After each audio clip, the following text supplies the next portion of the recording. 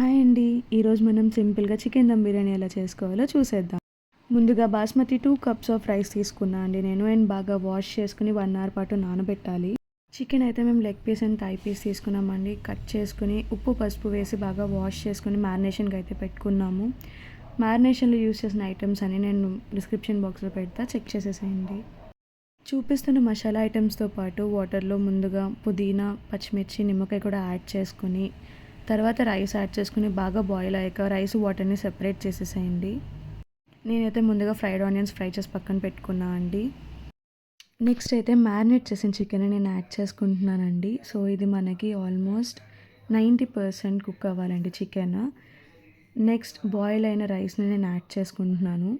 So నేను 2 layers పెట్టానండి. First layer కొంచెం రైస్ వేసాక పైన ఫ్రైడ్ ఆనియన్స్ వేసి, నెక్స్ట్ మళ్ళీ నేను రైస్‌ని యాడ్ చేసి ఫ్రైడ్ ఆనియన్ అండ్ నెయ్యి కూడా యాడ్ చేశానండి ఫైనల్‌గా.